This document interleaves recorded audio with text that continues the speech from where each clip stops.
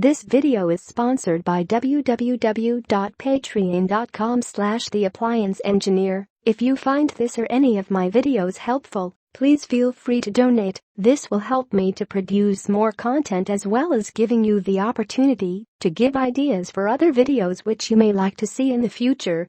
If you enjoy this video, please hit the like button and subscribe to the channel. Don't forget to turn on notifications so you can be informed of any new content which I upload. Thank you for your time, and I hope you enjoy the video. Hello and welcome to the video. Today we will be going over 2 easy ways to repair a broken door wiring loom on a Kenwood fridge freezer.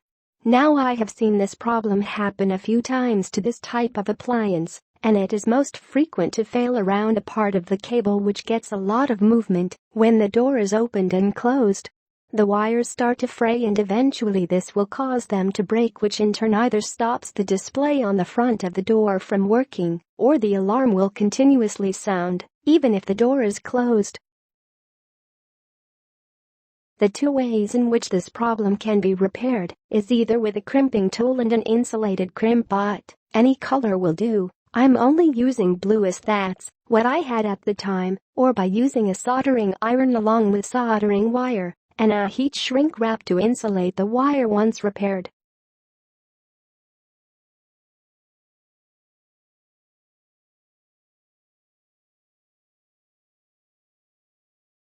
First of all, what you will need to do is to strip about half a centimeter of the insulation off of the broken wires. You will have to do this for both types of repair depending on which one you choose to go for.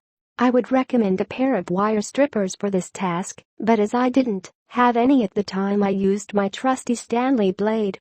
Don't worry, I never cut myself doing this method. It's just the one I have grown up using to strip wires. I find it easier and also means I don't need to spend more money on tools, so I have more money for the pub.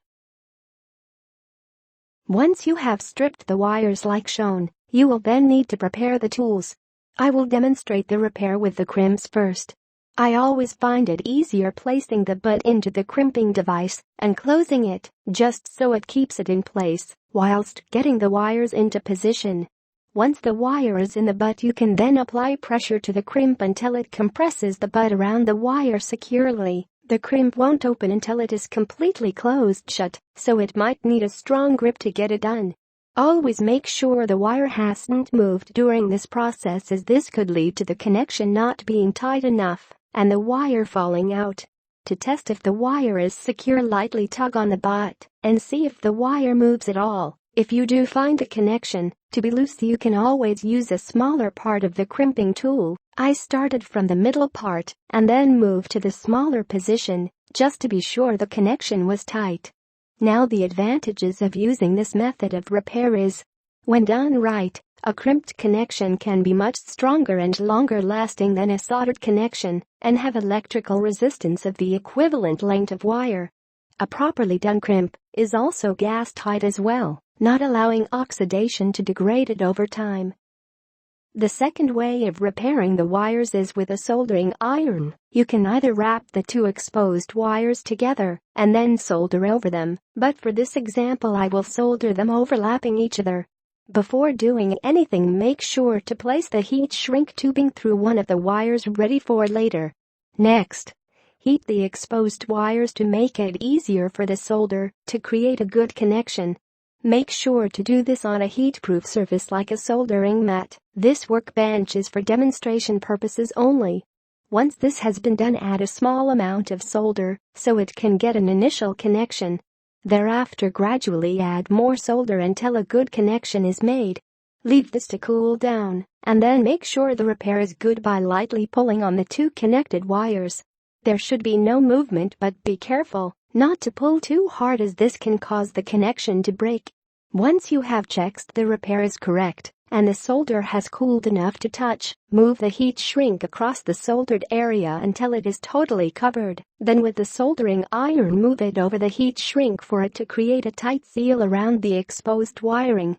Once this is complete, the wire should be tied around the solder. Always check to see if any part is exposed, as this may cause problems once fitted back on the appliance. And there you go, 2 ways of repairing your broken or damaged door wires in your Kenwood fridge freezer. I will soon upload another video on how to remove and install a new door wire to your appliance to further help with your DIY repair.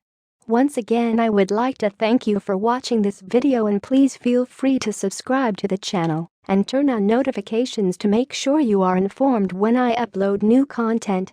If you have any questions or would like me to make a how-to video on another type of appliance, please leave a comment below, and I will make sure to help the best that I can.